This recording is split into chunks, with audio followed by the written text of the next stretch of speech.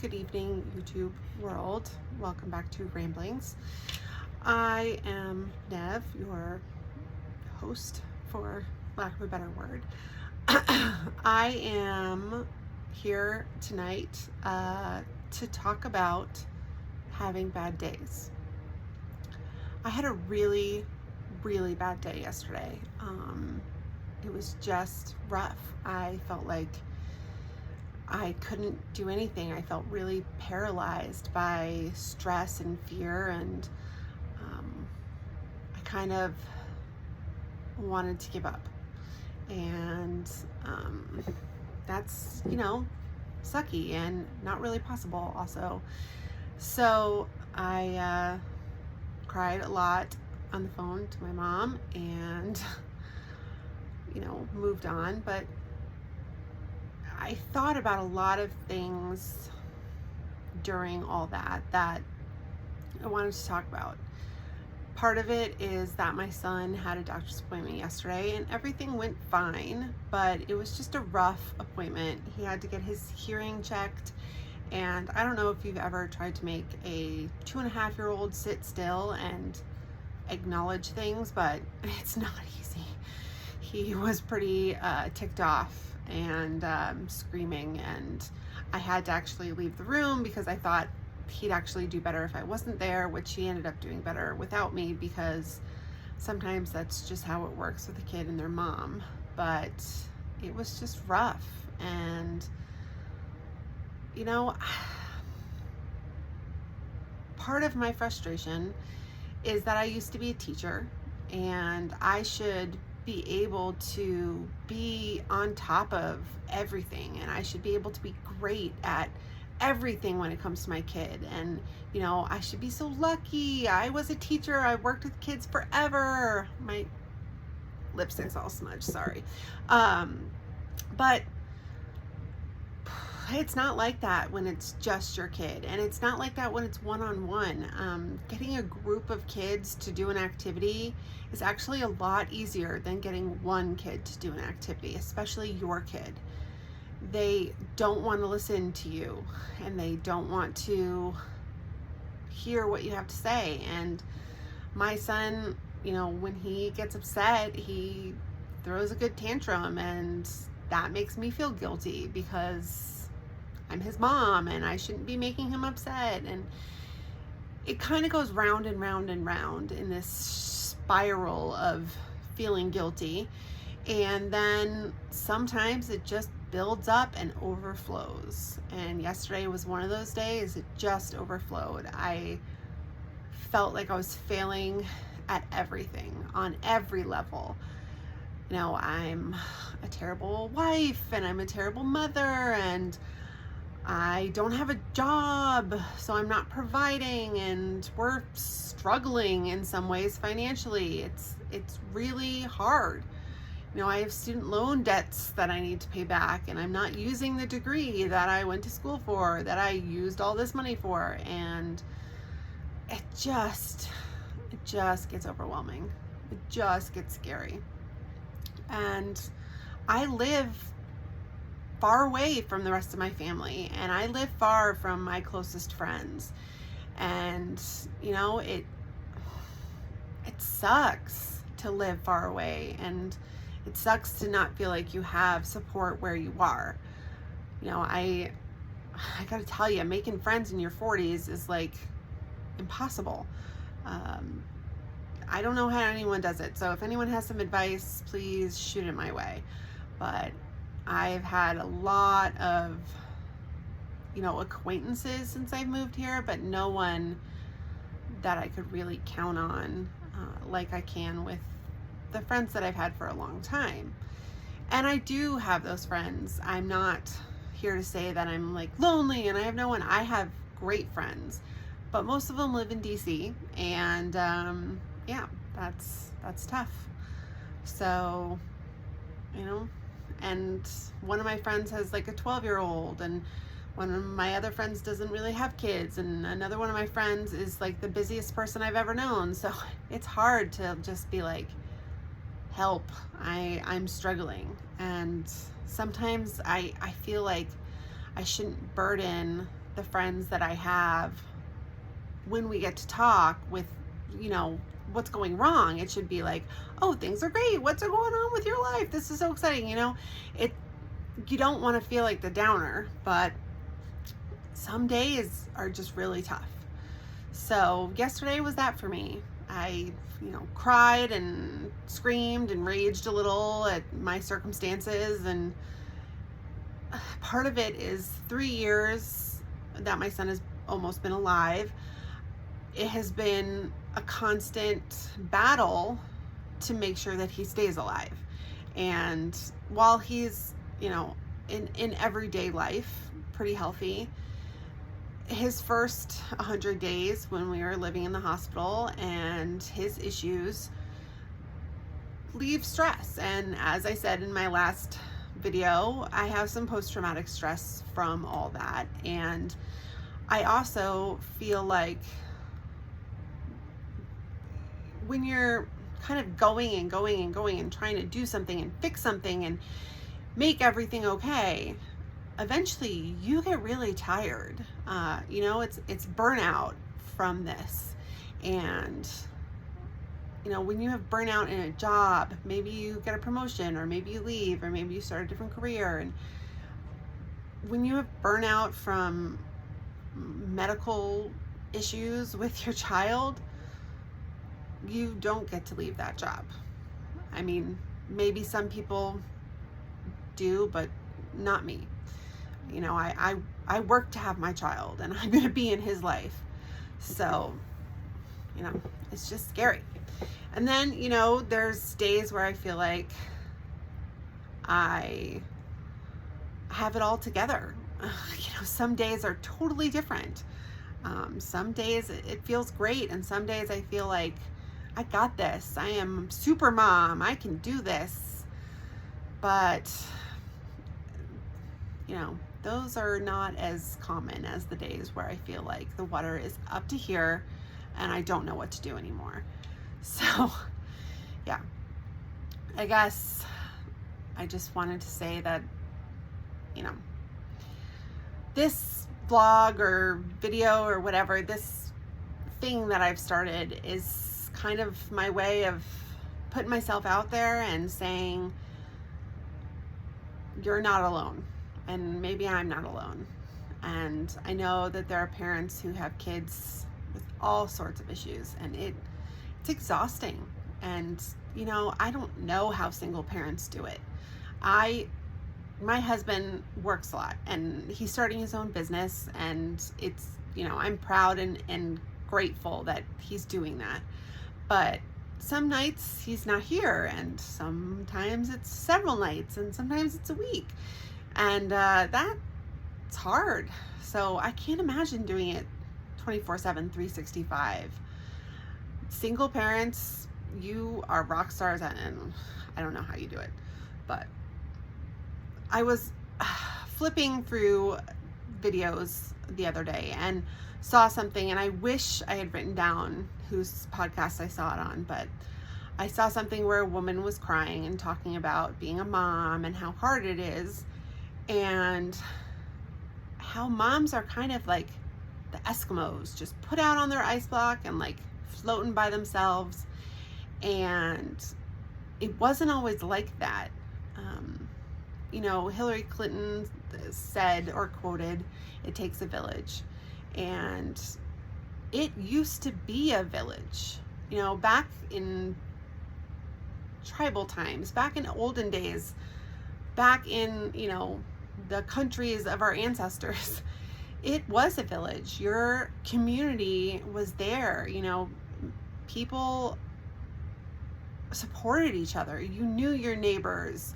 You all relied on each other. And now it's not like that. We don't have a community. We don't have a village. You have your family, and sometimes you're really good friends, and if you're lucky, those people are nearby and will help you out. But it's lonely being a parent sometimes.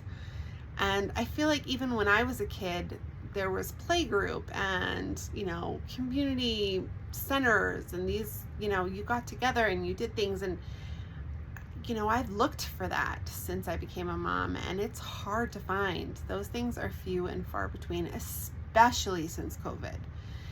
It's just wiped that community off the map, and it's hard. It's hard not having a community. It's hard not having a village, because you don't get a break. You don't get a moment. Right now, while I'm recording this, my child is sleeping upstairs. It's nighttime. He went to sleep. I came down here so I could do this, but that's the only time I get to myself, is when he's sleeping. And otherwise, I'm with him all the time, and he doesn't go to school yet. So it's all day, and it's hard. And my son has some complex issues. Yes. One of the hard things for me, and where a lot of guilt comes from, is that my son is on GTube feeds, as I said in one of my other videos. And those feeds take an hour, and he can't move around a lot because he's attached by his belly to a cord to a pump that pushes his food through into his belly. So he can't run around, and he can't be crazy. And for at least half an hour afterwards, he needs to not be crazy either, because he throws up. He's very easy to throw up. So for an hour and a half, several times a day, he has to be still. And I don't know if you've found a way to do that with a 2-year-old that doesn't include screen time, but I sure haven't. So my kid gets more screen time than most kids his age. And man, the guilt, the judgment from other people, the idea that I'm just letting my kid rot his brain with screen time. And I try and watch educational shows with him. I try and let him watch, videos about colors and numbers and him learning to talk. And there's great resources out there, but that can only take you so far. And eventually you got to throw on that Disney movie, and it's hard. I judge myself, and I am sure I'm my harshest critic, but I know that other people who have seen our setup, who have seen the way it works with us, have judged me too, because they think, oh, I would never let my 2-year-old watch screen time, a whole hour of TV in a row. Oh my gosh. And it's okay, then figure out another way to keep my kid still, where he's not going to pull out his button, which can either be super traumatic for him or a hospital trip. So either I put it back in, which I can do and have done plenty of times, but if for some reason it doesn't go back in, we're going to the emergency room and he may be going under surgery. So that's no fun. And then, if he runs around too much and he throws up, he doesn't get that food. He starts to lose weight, and that can be really bad for him too. We're hoping that he's gained enough weight now to be big enough to have his next surgery. And as much as I don't want his surgery to be here, I really do too. So that is something. And, the guilt that I throw on myself is overwhelming some days. And I wish I could stop doing that. I wish I could just say, this is my life, c'est la vie, we'll figure it out. But mom guilt, it's just this thing, this creature that we allow to eat into ourselves. And I don't know how to stop it. I wish I did. I wish that I could solve all these problems and everything could be easy, but that's not the way it works. So, I think every parent has guilt about something, whether it's your kid trips and falls and you don't grab them and they bust their head, or, it's little things, it's big things. It can be anything can cause this guilt. So that's kind of how I'm feeling right now. That's kind of what I'm working with. I'm trying to figure out ways to stop beating myself up. I'm trying to figure out ways to let myself off the hook, and it's really hard. It's really hard. So that was my yesterday. It was really rough. Today was way better. I got up, I got to go to the gym, my husband came home. You know, I am not like gorgeous and perfect, but in the last 2 years I've lost over 100 pounds. And it's been a challenge and a journey, and something I will talk about on here. But going to the gym for me, going swimming, running, exercising, lifting, that stuff's really important for my mental health. It's really, really important. When I was younger, I developed a pretty serious eating disorder. I gained a lot of weight. I was in a really toxic relationship, and I was drinking outrageous amounts, more than anyone needs to be as a normal human being. And I gained a lot of weight, and I got really sick, and I really hated myself for that. So in the last couple years, since my son's been born, I've started eating healthy. I took Ozempic. I'm not gonna lie about that. I totally did. It, you know, for people who need to lose 100 pounds, it's really a miracle drug. And you know, I'm sure someone will tell me, oh, it comes back. Well, it hasn't yet, and I'm working really hard to keep it that way. So, you know, everyone's got their own opinions, but that's mine. So this morning I got to go to the gym. I swam for 35 minutes. I lifted some weights, did some core exercise, and I came home. My son and I went for a walk. And then this afternoon, my husband came home, and all three of us went to the pool and went to the rec center, and it was great. That's a great day. That's something that makes me feel good. Those are things that are positive. I see my son having fun. You know, I can kind of put aside all his stuff. He's just a little boy. He just has fun like a little boy does. That's not any different than anyone else. And you know, seeing that, it makes the other things not so bad. I mean, hard and scary, but not as bad. I believe that, you know, having a rough day is all right. And I believe that sometimes you need to just let it out. This pressure needs to be released. And sometimes that's screaming, and sometimes it's crying, and sometimes it's punching a wall. And, you know, it depends who you are. I don't condone violence, obviously, but let that pressure out. I mean, it will kill you. It is so damaging. The thing that stress and fear and doubt does to our body is, it's rough. And, you know, I'm still learning that. I am in no means an expert on any of these subjects. I just want to say that again. I'm just talking here. So anyway, so that was my rough day.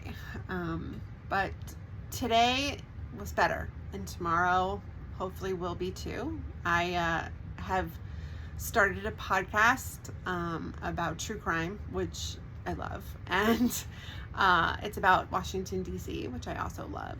If you're watching this and you have any desire to check it out, it's called the CCC Podcast 16, CCC Podcast 16, on pretty much everywhere now. I've only got like 1.5 episodes, so, you know, maybe don't get invested right away, but I'm hoping that this will be a good place for me to release and talk and feel not so alone, because I know how many true crime lovers there are out there. So I'm hoping that maybe someday someone will say that my podcast helped them, because podcasts have helped me. I think that I've already talked about that on here, but it's true. And, you know, many things have helped me. So that will segue into me talking about my creator shout out, but also I want to change this little because I said creator in the beginning, and I think that sounds like just influencers or creators on YouTube and stuff like that. I consider creators varied. They can be celebrities, TV personalities, chefs, you know, the woman selling bread down the street. I think that I really just want to thank the universe for bringing certain things to my attention at certain times, and that's kind of what I'm trying to do with this shout out. So today's shout out goes to someone who is pretty famous and everyone's probably heard of him. So I want to explain a little background as to why this person became very important to me. When my son was in the hospital, he was there for 100 days after he was born, as I've said, and that's a long time. And if you don't think that's a long time, imagine being stuck in one room for 100 days. It's a long time, and I didn't have much to do because I couldn't really hold my son that much. He had lots of cords and wires, and you know, he had his chest cracked open very young, so the healing from that, you've got to be really careful, and he had lines and all these things, and I had to be there because I had to. I couldn't. When I left, the guilt, the mom guilt, I mean, it's worse than I've ever experienced. So I stayed all the time, pretty much. I slept there. I ate all my meals there. I pumped and gave the milk to the doctors so they could feed it to my son, and that's pretty much all I had to fill my time. I read books, I, you know, played games and stuff like that, but that stuff gets tedious. So at Children's, they have TVs in all the rooms, and you can watch Disney movies, which we did watch a lot of Disney movies. And I'm not knocking it. I love Disney movies. You know, I'm definitely all about the Disney kid, and they're great. But eventually, it gets a little tedious watching children's stuff over and over and over again. So I found out one day that they had a few channels, and one of those channels was Food Network. And I have always loved cooking shows. Top Chef from way back was like one of my favorite shows, and you know, I had never really watched the Food Network because I just hadn't, and so I started watching it, and I became a huge fan of Guy Fieri and Guy's Grocery Games. And I know it sounds silly, and sometimes, like, you know, people may think it's silly or judge those shows, but honestly, it brought a lot of light and laughter and happiness and ideas, and kind of like, okay, this is something that I can watch and enjoy. And you know, I learned about other chefs, and I learned about food in new ways, and I learned about this crazy guy who welcomes you into his life and is very open and seems very kind and loving and caring for his community and his family. And you know, during COVID, I was very isolated, and kind of watching Guys Grocery Games or Diners, Drive-Ins, and Dives kind of makes you feel like, okay, like there are other people in the world. And you know, the show was on a lot, and it really helped me get through those days. And I know maybe that sounds silly, but it did. And I still will turn on Guy's Grocery Games often. My son loves the sound of Guy's voice. I don't know if that trickled in those first 100 days, but he thinks he's super funny, and you know, that's great. So that's my creator, content maker person in the universe who helped me out. Shout out today, because I don't think I could have kept watching Disney movies, and I don't think that I could have dealt, watching the news constantly. I was going through enough, and I just needed something light, funny, entertaining, and smart. And that's what I found. So if you've never watched it, check it out. Food Network. You can also get Max, and they have all those shows. And yeah, I guess I just wanted to say thank you for making those days and nights tolerable, because they weren't, and I needed something. So thanks to Guy Fieri and Food Network. And I guess, yeah, that's what I wanted to say about that. So I hope that if you've watched this, you can gain some sort of insight from it, or maybe feel a little less alone in this world that we're living in. Things are hard, and some days are dark, but other days aren't. So, I think it was Winston Churchill who said, if you're going through hell, just keep going. And that's been my mentality. And, if that can help you, then thanks. If you've liked this video, subscribe, like, follow, whatever. I want to say that I appreciate the universe and whoever's listening. So thank you, and good night.